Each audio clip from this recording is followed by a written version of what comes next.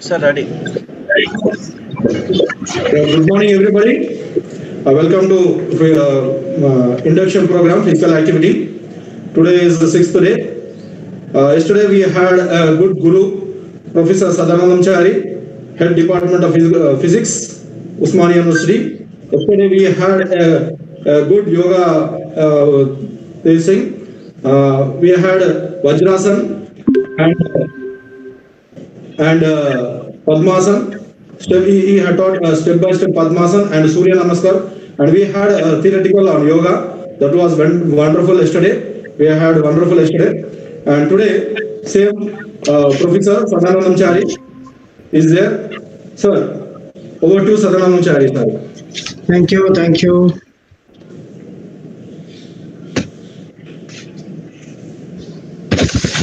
Thank you so much, Dr. Srinivas Garu. We will have today the second session and last session. Maybe in hurry I am doing so many things. Maybe we should coolly do these things because it is a syllabus designed for one semester of engineering students, and also for MTech students I have designed stress management. Therefore, in hurriedly, we will not be able to cover with examples. That is why I am just doing covering overall things, giving the flavor of what actually yoga is. If I can motivate you that yes, it is must that we should practice yoga, then that is more than enough. I am successful, I can say. So yesterday we had basically concentrated on the physical health. Although we had the definition from WHO that it is to cover physical health, mental health, and social health. Maybe we have also covered social health as to how we should be socially healthy by following the first two principles of Ashtanga Yoga known as Yama and Niyama, which had five sub-steps. We had the discussion of that. We will not go into that. Today we mostly concentrate on the mental health, which is going to be covering the pranayama, which are breathing techniques, and also meditation. But mental health is actually going to follow the physical health. First, we should be physically all right. That is why people say that sound mind resides in sound body. We should make the body sound. That means sound means it should be flexible. So whenever body is made flexible, blood rushes into each and every part of the body. That is the target of doing asanas or physical exercise, whatever physical activity that you are planning to do. It is must every day in the morning. If you can do it, you can better concentrate on your studies. You can better concentrate on your works, whatever assignments you have. And that is why we should address the physical body first.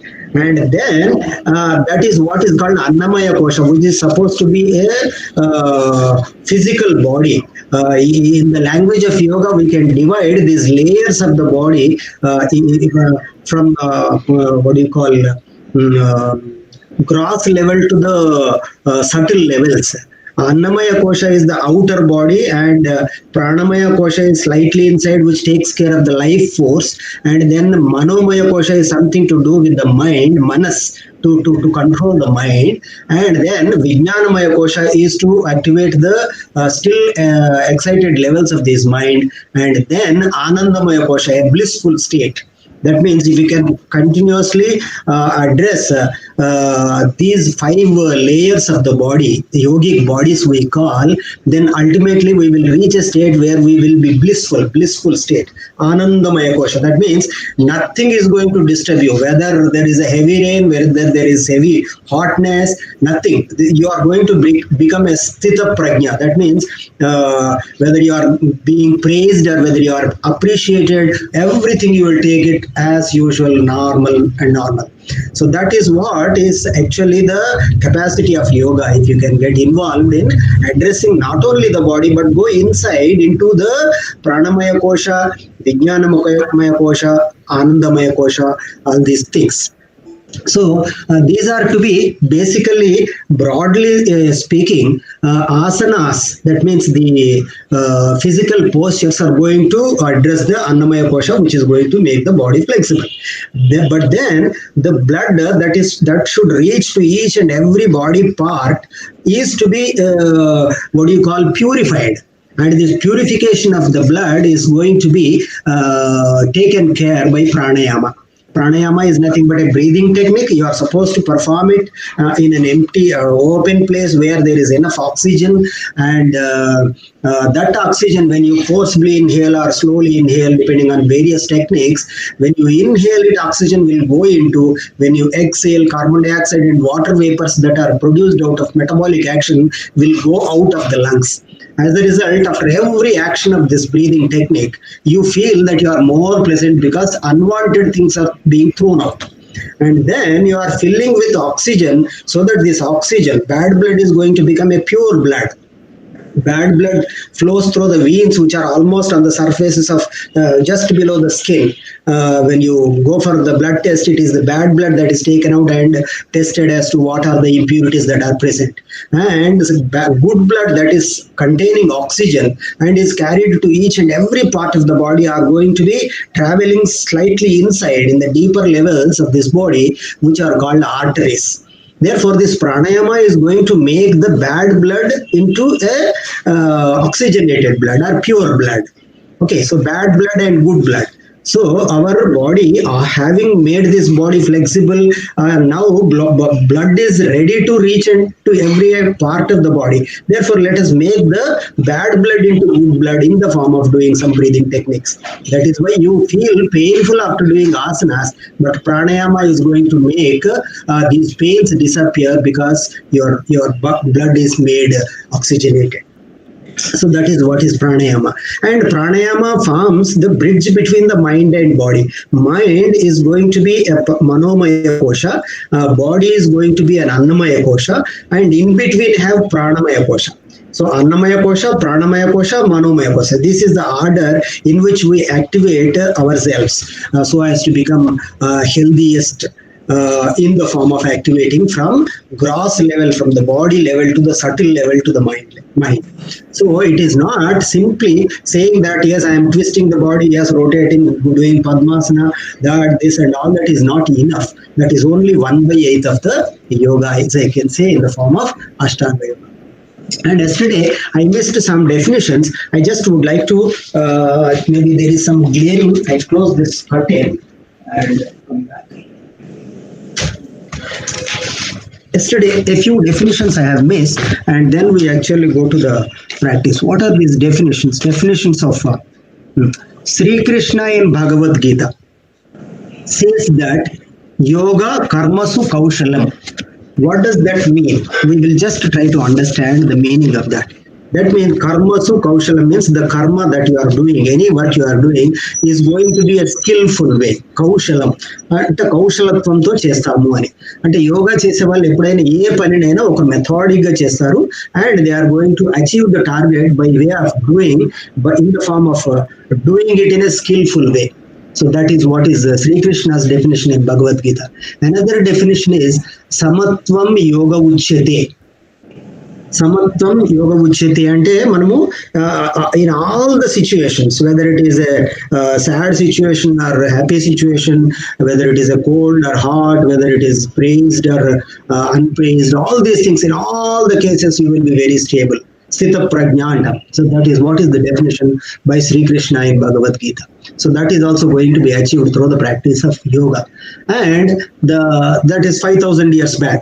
And 2,000 years back, I said Patanjali has written 196 aphorisms in the form of Patanjali Yoga Sutras, PYS. And in all these things, there are 4 chapters in that, covering 196 aphorisms. But 2 important definitions only I would like to just describe here, that it is yoga chitta vritti nirodha. Maybe yesterday also I said that chitta vritti nirodha. What is chitta? Chitta is the mind. Okay, of course, mind also has got some levels, manas, chitta, buddhi, all these things. Let us not get into those complications. But chitta is basically the mind, which, given a chance, will go in various directions, disturbing my focus on what actually I am doing. So this is what this focus is going to be achieved through the practice of yoga. That is why in the sixth step we have dharana, which is focusing the concentration, dhyana, samadhi. So sixth step, having perform yama, niyama, asana, pranayama, pratyahara, dharana. Sixth step is dharana. That means you will be able to better focus and you will be able to achieve the things. Therefore, chitta vritti nirodha. We are going to resist the so-called scattering nature of this mind. Wandering mind is coming under control by way of doing yoga. And another definition by Patanjali also is uh, yoga anushasana. Yoga anushasana means it is going to give you a disciplined life. So this is what is learned in Yama and Niyama. Disciplined life we are going to lead. That is what is Patanjali's definition. And Vivekananda also said, so I'm just coming from the past 5,000 years, 2,000 years, and then 100, 200 years back, 1893 somewhere, Vivekananda was having practiced all these things. He said that the purpose of yoga is to make a man from the nature of his animality to humanity, and from humanity to divinity. What is this? మనిషిని పశుత్వం నుంచి మానవునికి, మానవుని నుంచి దైవత్వం, మానవత్వం నుంచి దైవత్వమునకు తీసుకెళ్లేదే యోగా అని అంటాడు Vivekananda. That means you see so many such events, people are raping, people are killing, all these things is actually the animality, that nature. That nature is to be slowly converted into humanity. Yeah, you should be human in terms of caring for others, and from that to divinity. So that these three basic steps are going to be achieved through the practice of yoga as per Sri Vivekananda, Swami Vivekananda. And also he said the way of doing yoga in the form of karma yoga, jnana yoga, bhakti yoga, raja yoga, all these yogas, the very purpose is to awaken the divinity in the body. Okay, every human being is a potentially divine. So the divinity is there in all of us. Only thing is that we will not awaken it. So that is why this yoga is going to activate that kind of nature in the body. This is like latent heat. All the students of physics must be knowing that the latent heat is not seen. The vapor is dangerous than the boiling water, because there is a latent heat in it.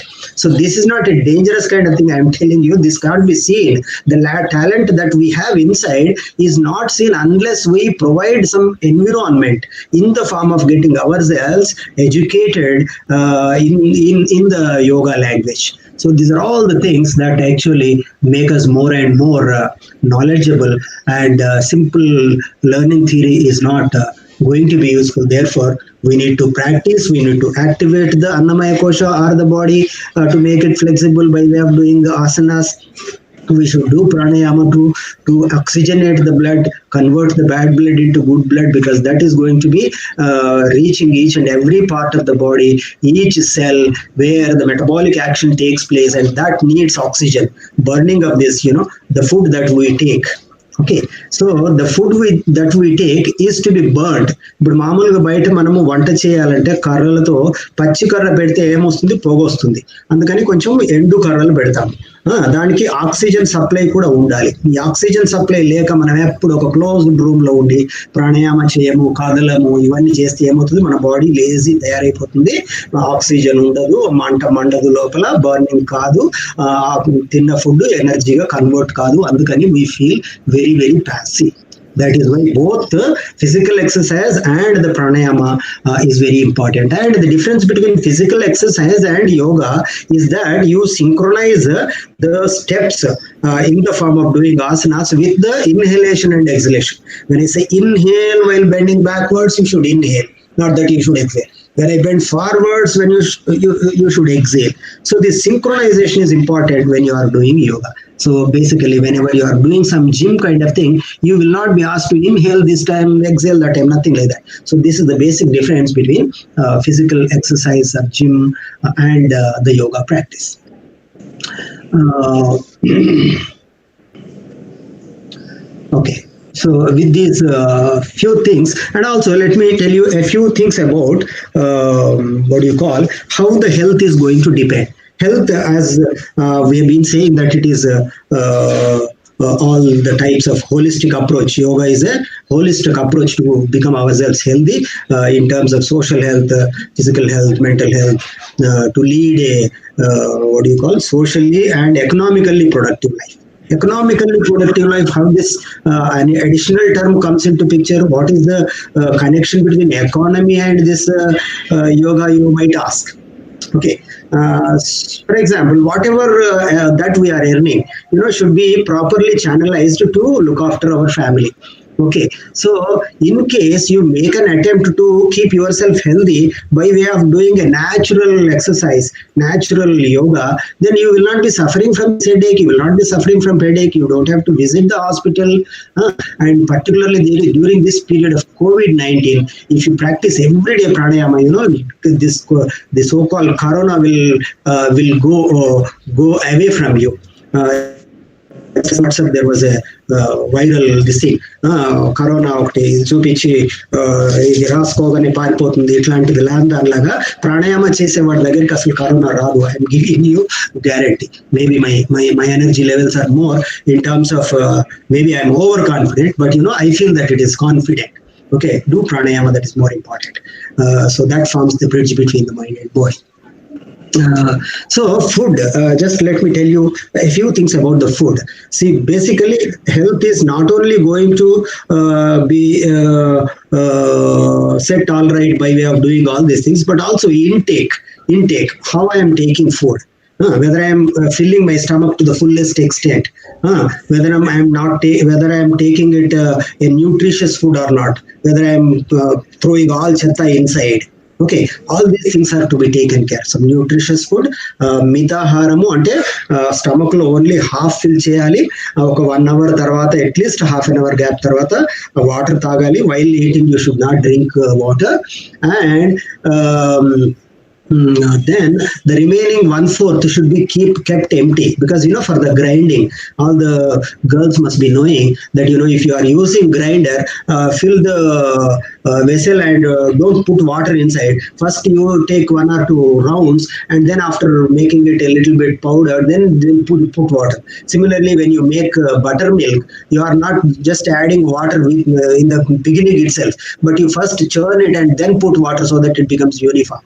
So also there should be some space kept. Even in washing machine, you are not supposed to fill the wash tub. You keep some empty thing. Therefore, the stomach also should be kept empty, half empty, and 1/4 water after 1 hour, not immediately, and then 1/4 kept empty. Then the digestion will be proper and it will be useful. And that is the food intake, and also liquid intake. And then that is not only the intake that we are giving to this body, but the intake in the 2 more forms are there. What are the air that we breathe in? Okay, if you are residing in somewhere, some bad place where there is enough pollution, then this oxygenated blood will not be available. Therefore, the intake also in the form of air is more important. And this is not important. This is only 2/3. And one more item that is important, most important, is the intake that we are giving to this mind. Okay, thoughts in the form of positive nature are going to be good intake, rather than just criticizing somebody. Always people are there, always they criticize, never they bother about themselves. Whether somebody is criticizing them or not, they never bother. They always keep criticizing, whether it is TRS government or BJP or Prime Minister or anybody, they keep criticizing. This is not good. Therefore, let us be positive. So positive thoughts are supposed to be there. That is the intake to the mind. So body, and then this air, food in the form of solid or liquid, air in the form of fresh air, and thoughts that are also important.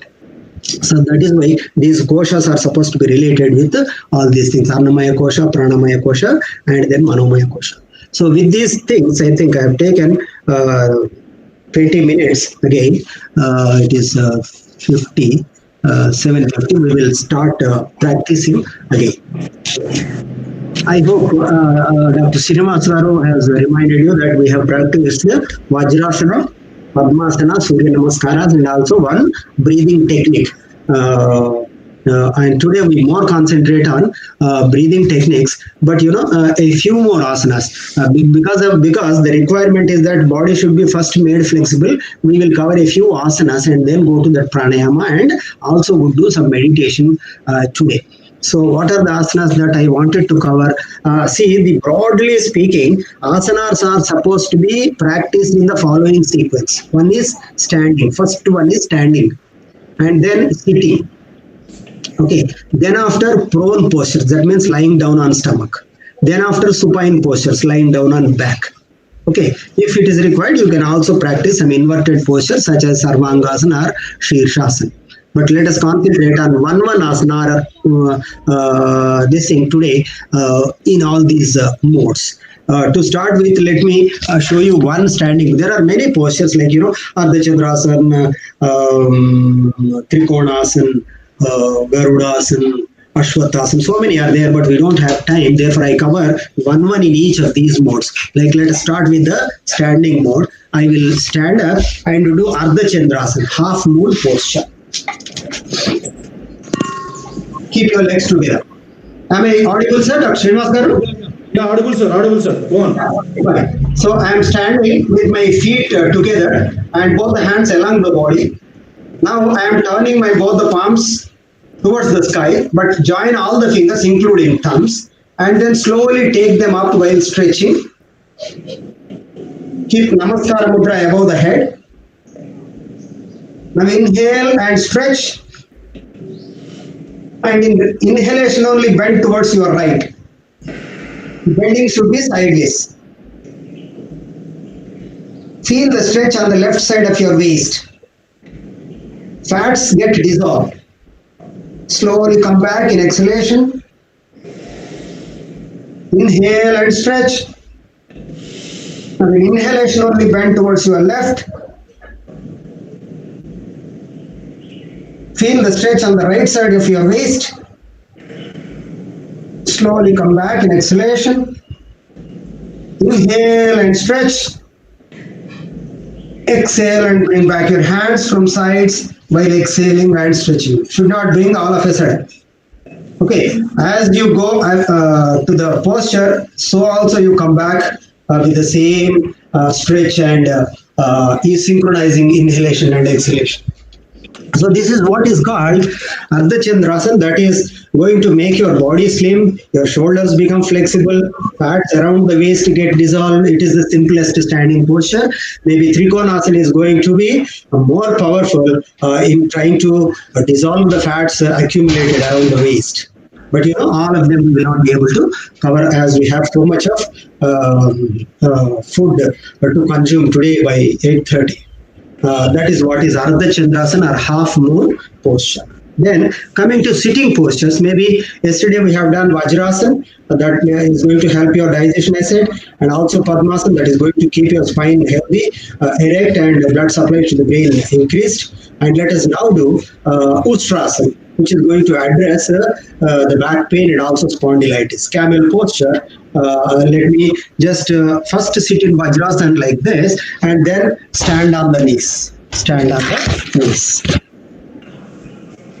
And I should spread the knees to the extent of the shoulder's length.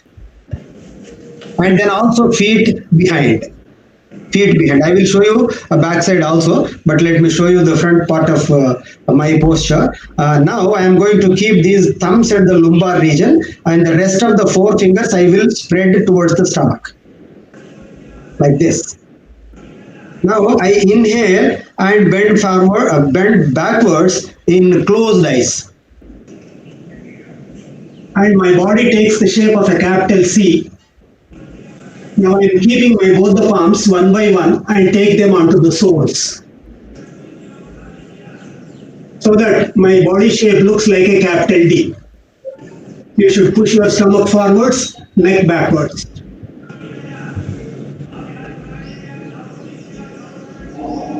Slowly come back.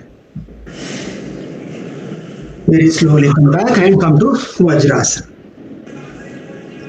This is going to bend the spine backwards and it becomes very, very flexible. Never you suffer from back pain. It is a Ramabhana for the back pain, but also spondylitis. And also this chest expands as you are spreading your this thing.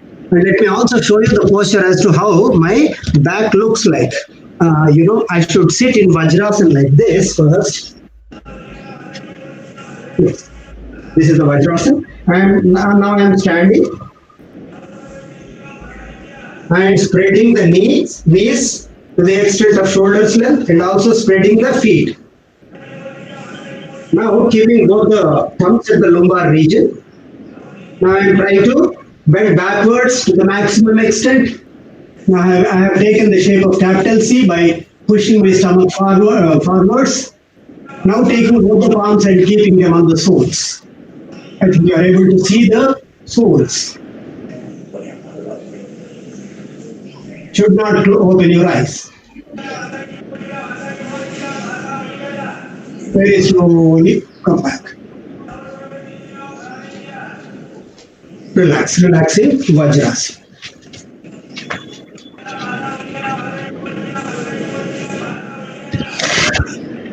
Okay, I think you have seen how the Vajrasana is performed.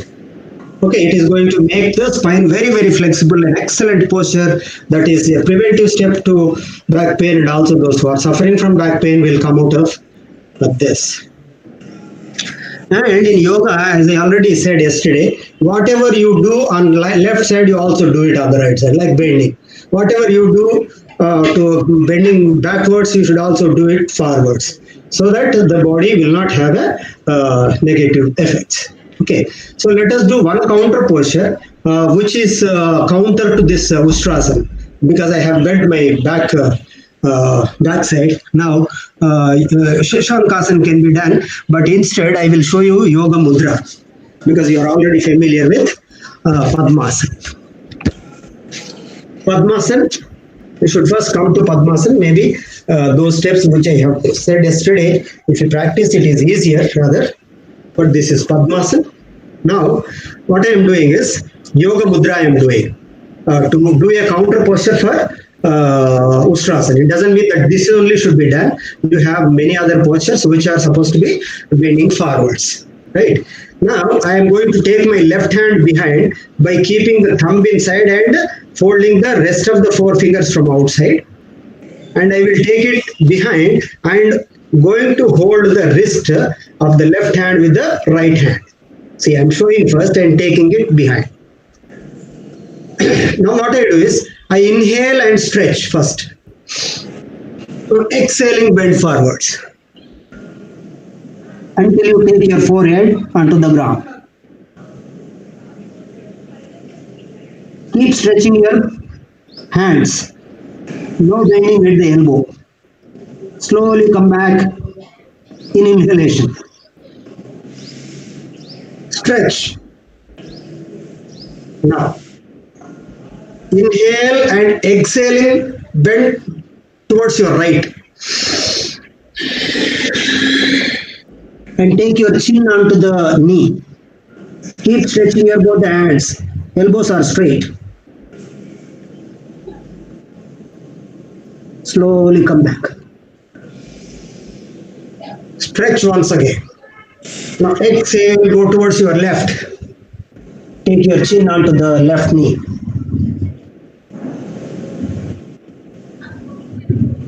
Slowly come back. Stretch. So this is what is called Yoga Mudra. It has got an excellent effect on the following. One, your belly will become flat, and the heels that are there coming out in Padmasana are going to press pancreas on the left hand side and liver on the right hand side, because your heels are like that, because this is going to press pancreas, this is going to press liver. As a result, the digestive system gets activated, and it is very good for diabetes also. And when I am bending forwards, this belly will come down, and all this takes place. And then when I'm bending towards right, what is going to happen is my right kidney is getting compressed and left kidney is getting stretched. So it is also going to activate the kidneys. And when I'm bending towards left, my left kidney is compressed and right kidney is going to be stretched. So it is also very good posture for the kidneys. It is very good posture for the digestive system. And my belly will come down slowly in terms of its size, and all these are the benefits of Yoga Mudra. So we have done two postures today in sitting mode called Ustrasana, camel posture. That helps back pain and spondylitis, and also expands chest. Shoulders become strong, spine becomes flexible, and then Yoga Mudra, that is going to activate the digestive system, and also the kidneys get activated. You will become more and more flexible. Maybe in the beginning it is difficult, even come to Padmasan, but having come to Padmasan, slowly you start bending and follow those rules. That is going to help this. And then we'll do one or two postures in prone. So standing is over, sitting is over. We do prone postures. Prone postures are nothing but postures based on lying down on stomach. Okay, so there are so many like Sarpasan, Naukasan, Bhujangasan, Dhanurasan, so many Shalabhasan, Grasshopper, all these things. See, all these asanas are either in the form of animals, or in the form of flowers, or in the form of some stages like Ardhamasyendrasana kinds of things. All these things we are learning from the nature. That is what it indicates. Never there is any posture based on man or woman. Like, okay, so like that. So we are learning. అందుకే మనం తింటుంటాము మనుషువా పశువా అని అసలు పశువు నుంచే నేర్చుకుంటున్నాము. Gomukhasan, grasshopper, Shalabhasan, all these things we are learning from this.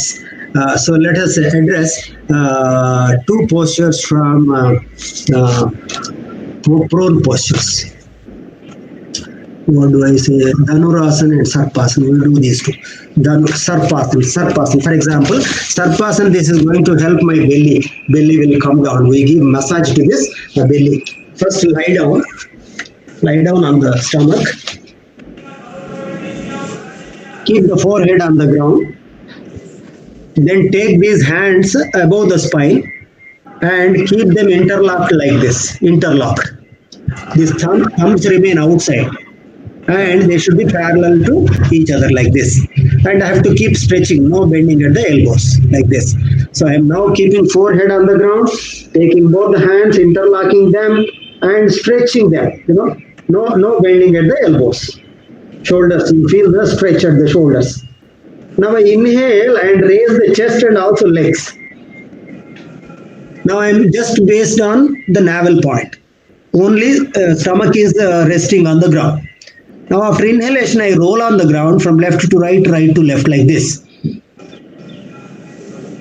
Keep stretching, no bending at the knees, no bending at the elbows. Elbows, no bending at the ankles. Ankles are to be stretched. I wish that you are all doing. Yeah, yes, sir. If you do only, it is the benefit is felt. Otherwise, just listening to it will make our body lazy. And let us do it. Doing is the ultimate thing. When you feel exhausted, either you come to left or right, inhale once again and repeat. Because as long as air is there in the lungs, only you will be able to swing like this. If it is emptied, you can't. Yeah. This is what is called Sarpasan. Rolling on the ground and we address the belly. You can relax rather. You can relax like this. By spreading your legs is called Makarasana. So that heels face each other. Your feet are slanting. You are holding your elbows one with the other hand and keeping forehead on the forearms.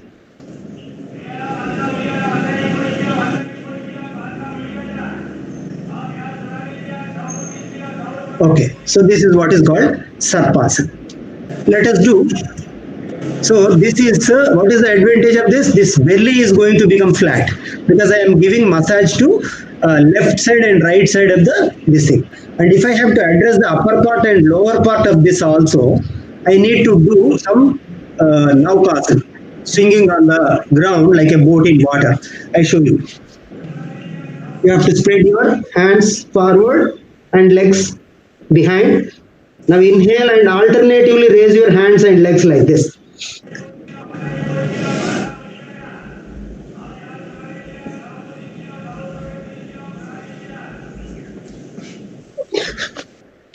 Like this. So you are addressing the upper part and lower part of the stomach by this mouth.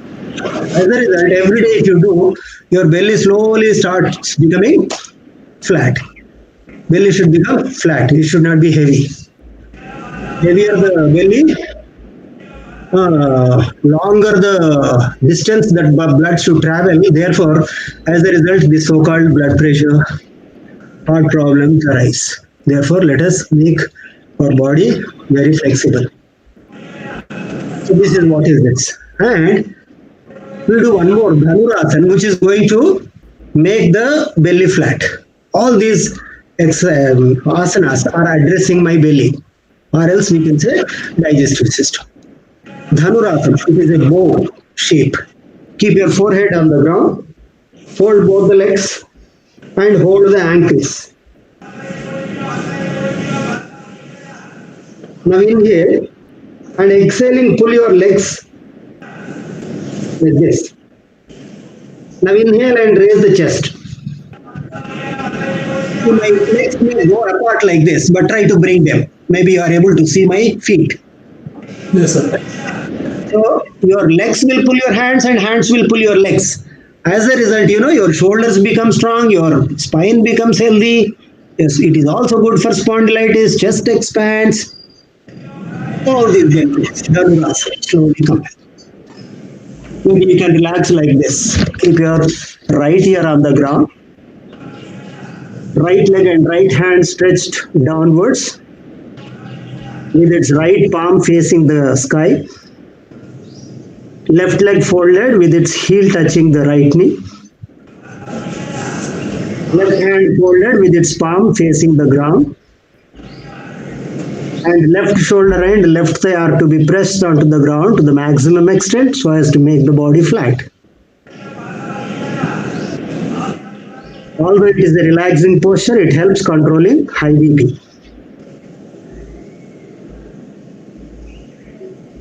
And if I do its mirror image, instead of right ear, if I keep it on the left ear and stretch my left hand and left leg stretched down, it's going to help control low BP.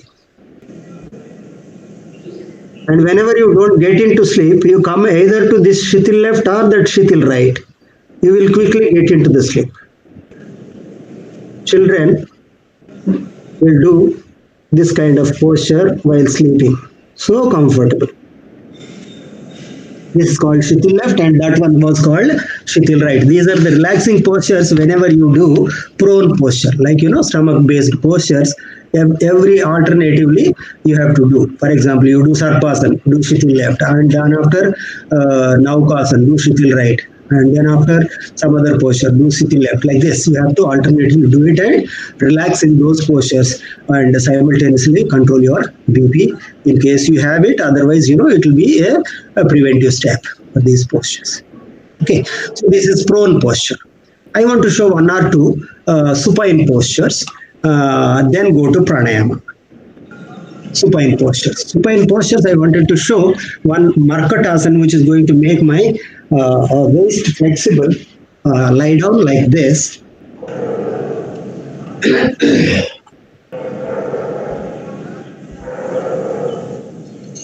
And spread your hands perpendicular to the body. Arms facing the sky. Now fold both the legs. Bring your heels to the hips to the extent possible. Then inhale, and in inhalation only, bend towards your right. That means your legs will go on to the right and head will go on to the left. You are remaining in inhalation. Twisting your body. Markata, monkey. Come back. And then let us repeat. Inhale, take your legs to the left and head to the right. You should feel the twist. Spine is twisted.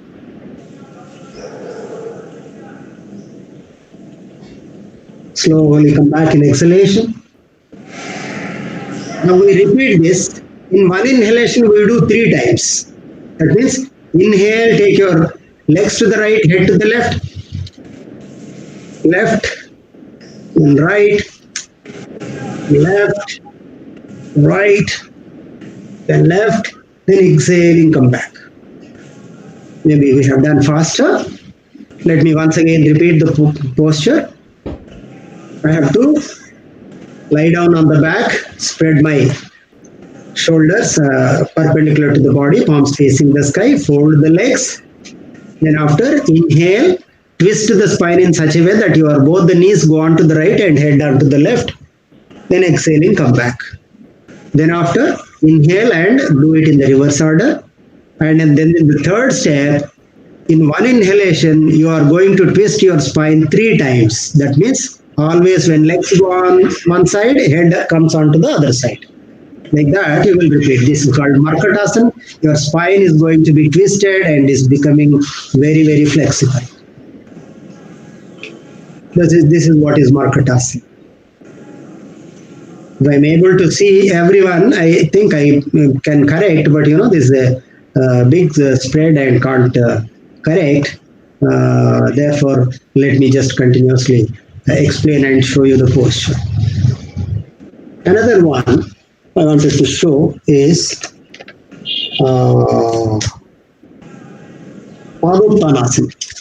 Padottanasana is going to address the intestine. Even colon cancers kinds of problems, you can keep them away. And it is done in 3 stages. And in all the 3 stages, you are supposed to keep the heels slightly off the ground, as I am showing. Maybe, am I seen, sir? Dr. Srinivas? You are visible, sir. You are visible. See, this is the posture. I am doing it in 3 stages. This is called Padottanasana. See, I am taking my hands above the head. And my legs are stretched, hands are stretched. Now, to start with, I slightly raise my heels. Until all the 3 stages are over, I will not keep the heels down on the ground. Now, inhaling, I raise my right leg and left hand to 90 degrees. Slowly bring them back while exhaling. Inhaling, take left leg and right hand to 90 degrees and bring them back very slowly. I am not keeping my heels on the ground. Now I am raising both the legs and both the hands to 90 degrees so that I am looking like a reverse table. If you are suffering from back pain, you will not be able to do it, but slowly when you start practicing, it will go. Simultaneously, while coming down, you should stretch and bring the legs back onto the ground. This is called Padottanasana. In the first stage, when I have taken my right leg and left hand up, my ascending colon means the first part of the large intestine, which is getting connected to the small intestine, is going to be activated. And in the second stage, when I have taken my left leg and right hand up, descending colon, that is the last part of the large intestine, gets activated. And when I am doing the third stage with both the legs and both the hands up, transverse colon gets activated. So this large intestine has got this ascending colon, this transverse colon, this descending colon. All these things get activated. So as a result, never you suffer from intestinal problems, and you can arrest or control the colon cancer kinds of problems by doing Padottanasana. Maybe it is difficult in case you are already suffering from back pain, but as you regularly practice, give enough flexibility by way of doing various postures like Vajrasana, etc. You are going to control the back pain and you can better do this Padottanasana. So this is what is there, lying down on back postures called supine postures. So let me just come back and proceed to pranayama. Come to right side and then slowly, as I said yesterday, come to sitting posture sideways.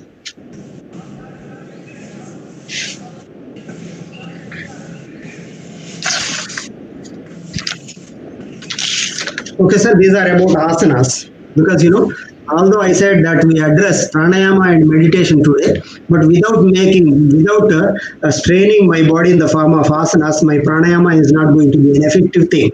Therefore, asana, pranayama, and dhyana are supposed to be practiced in 3:2:1 ratio every day.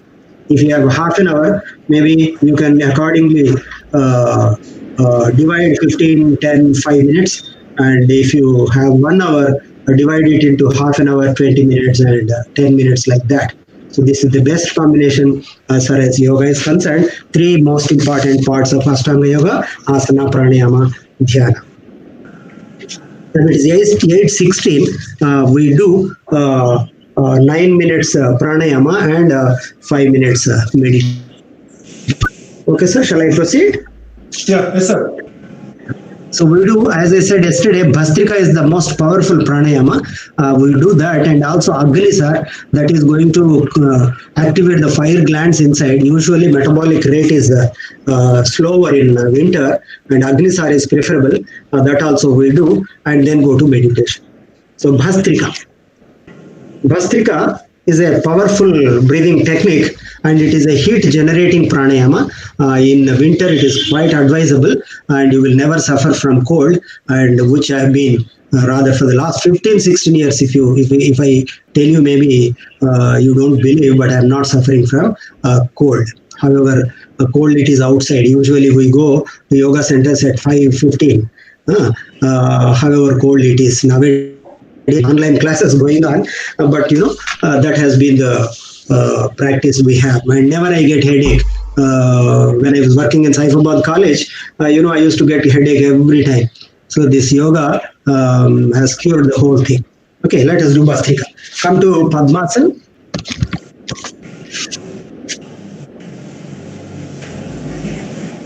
Preferably Padmasan. If you are not accustomed to this, maybe you can sit in some Sukhasana, but the requirement is that your spine should be erect. That is most important, because we are going to activate Surya Nadi, which is the right side of the track, and Chandra Nadi, which is going to be through the left nostril, and balancing that by way of third stage doing, Sushumna Nadi gets activated, and ultimately both the nostrils, then ultimately Sushumna Nadi fully gets activated. As a result, your lungs get totally flexible. Okay, so you put your left hand reversing the Jnana Mudra like this, and right hand Pranayama Mudra. Pranayama Mudra is to fold the index finger and ring fingers and keep their tips at the root of the thumb. And this ring finger and little finger are raised, thumb is also raised. The thumb is to keep it on the right nostril, this ring finger is to keep it on the left nostril as per the instruction. So this is called Pranayama Mudra. This is called Chin Mudra, rather reverse of Jnana Mudra. Now the first stage I am doing. First stage is to keep the left nostril closed, forcibly inhale and forcibly exhale only through the right nostril. Maybe you should keep your kerchiefs in front of you, as you are not used to. Maybe some of you or many of you, fluids might come out because of the forcible exhalations.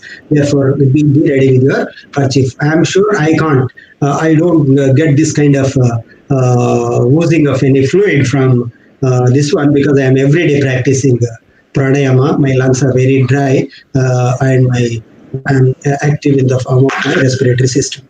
So I'm going to activate respiratory system to the maximum extent. And circulatory system is a cousin of this respiratory system. As long as your respiratory system is active, automatically circulatory system becomes active because this fresh oxygen gets into the having done 10 exhalations, forceful inhalations and exhalations. Inhale slowly and completely through right. Remain in Antarkumbhak, apply Triband. Release Triband, exhale through left nostril. After complete exhalation, remain in Bahya Kumbhak, apply Triband.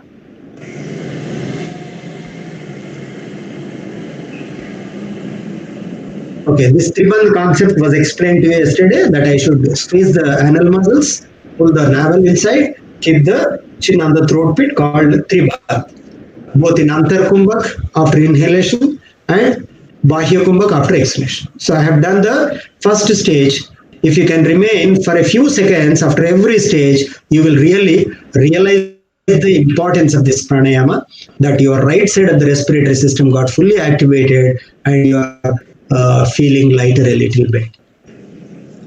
And then let us close the right nostril and same process we repeat through left nostril after 10 exhalations. You count also inhalation and exhalation, take it as one cycle. After every exhalation you count. After 10 exhalations, you inhale slowly through left, remain in Antarkumbhak Triband, release Triband, exhale through the other nostril and remain in Bahya Kumbhak Triband. Come on, start.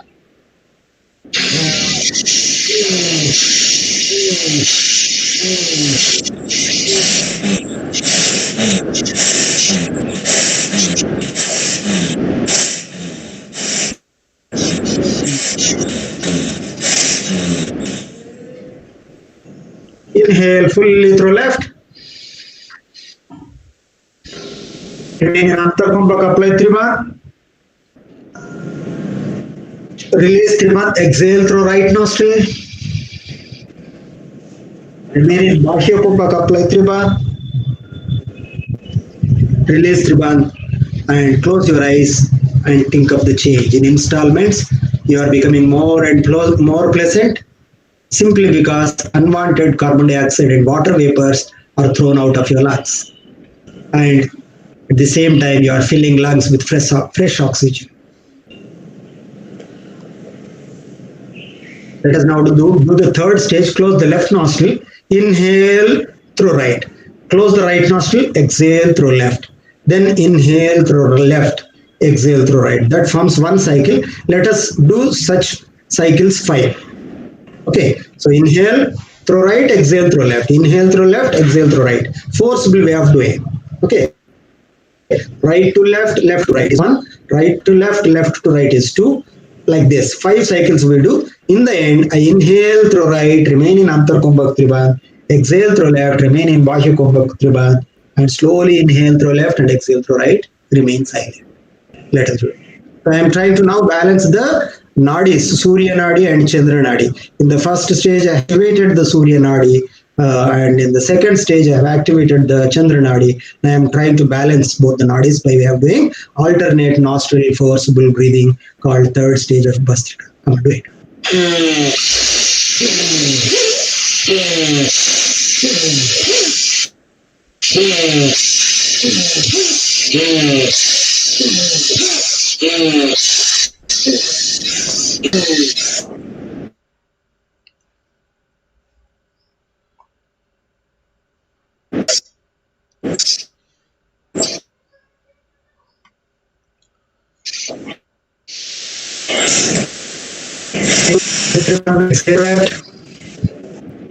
Remain in Bahya Kumbhak, apply Triband. And release Triband, inhale slowly through left and exhale slowly through right. No Triband in the end. Keep yourself silent by closing your eyes and observing the changes that are taking place in your both mind and body. Pranayama is the bridge between body and mind, whereas asanas are going to be activating the body.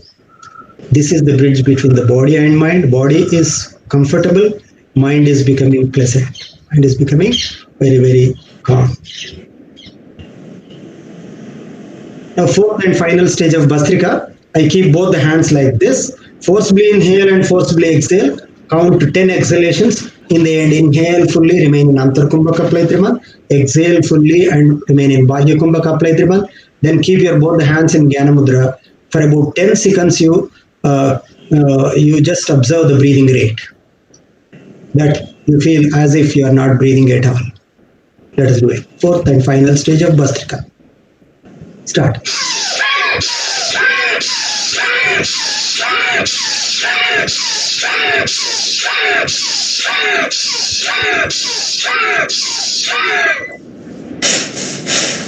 Inhale. Apply Tribandh in Antarkumbhak. Release Tribandh. Exhale. Remain in Bajyakumbhak Tribandh. Then keep your eyes closed. Keep your both hands in Jnana Mudra. Observe the breathing rate.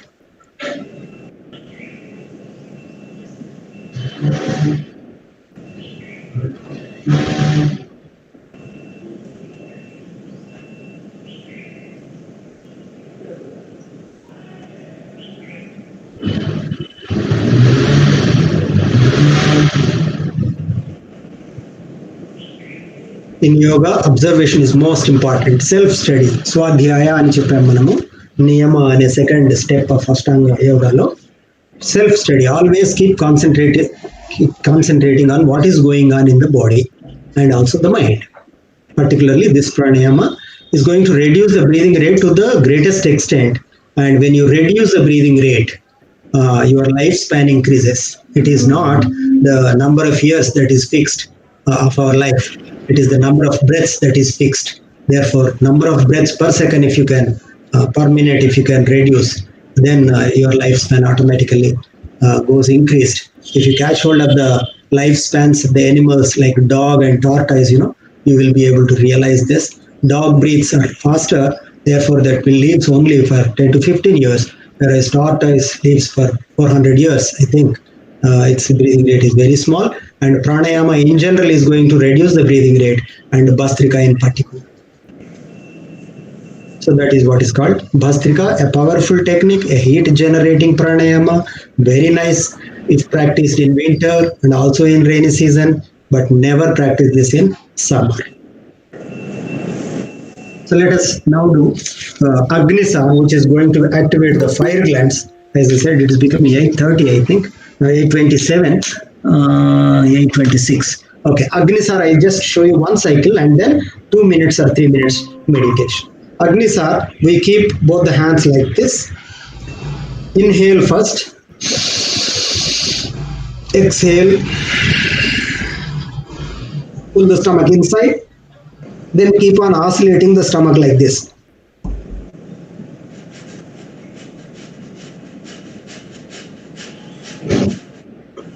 Dr. Srinivas garu, malli meeru exhalation inhalation cheyoddu. I think, I don't know whether it is your sound or somebody's sound.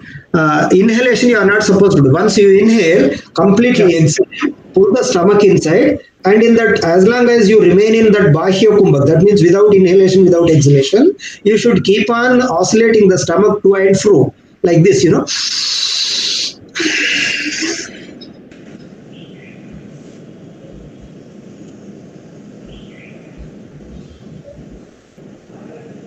Okay, if you also exhale while oscillating the stomach, it becomes Kapalabhati. It is only as long as you can remain in exhalation state. If you can oscillate the stomach, it's called Agnisar, fire glands. Okay, so that is what is Agnisar. It's going to address the belly, it becomes soft, it activates the digestive system, it will create appetite, and all those things are the benefits. Let us sit for 3 minutes for meditation. Keep your both hands in Jnana Mudra, back and neck straight.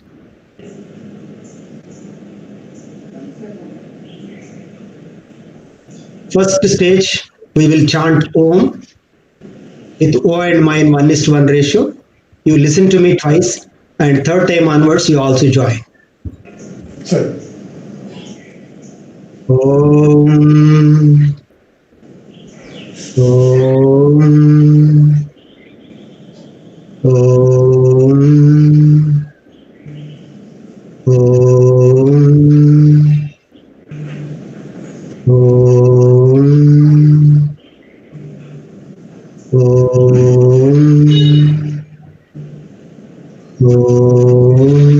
chanting Om within yourselves without making sound, in mute. Your concentration will go on to Ajna Chakra between the eyebrows.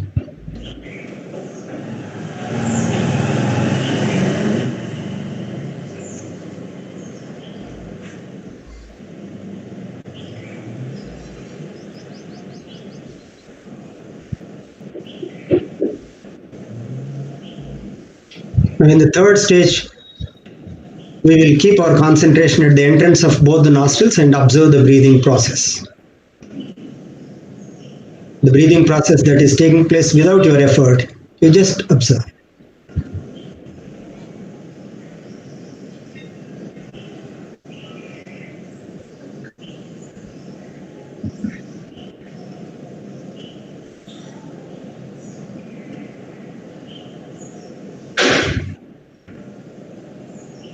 And from now on, no more thoughts. Neither you concentrate on breathing process nor on Om or nothing. Just thoughts keep coming and going. You keep on ignoring them. Don't try to follow the old thoughts and don't try to bring new thoughts. And if you keep trying to maintain that status, you will ultimately reach a state where you will be thoughtless. And that is the true state of meditation or dhyana. Enjoy that state of total silence.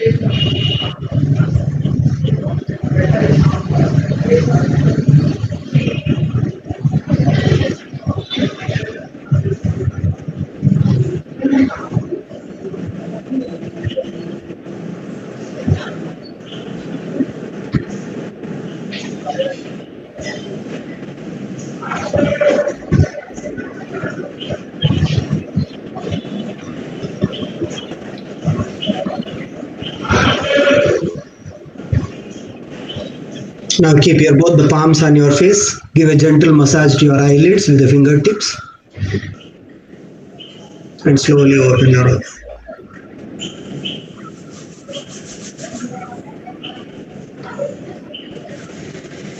So this is what is meditation. Maybe I have crossed 8:30, it's 8:31. So that is what. Maybe you can ask a few questions if you have time. Otherwise, we will close the session. Yeah, thank you, sir. Thank you very much for your wonderful presentation. Thank you. Yesterday we have been learned Vajrasana, Padmasan, Surya Namaskaram, and a theoretical. And today we had a standing exercises, sitting, prone, and supine, and a pranayama meditation. That was wonderful, sir. Thank you for your presence over here, taking your time and presenting all these things. It's wonderful, sir. Thank you very much. I thank Rebecca madam. Thank you. For such a guru. It was wonderful. I thank technical Vamshi who have been supporting with us, and I thank my principal, vice principal, management for giving this opportunity. I thank everybody. Thank you very much, sir, for this day. Thank you, sir. Thank you, Dr. Srinivas Garu, Dr. Vamshi Garu, Dr. Rekha, all of you, thank you for your patience.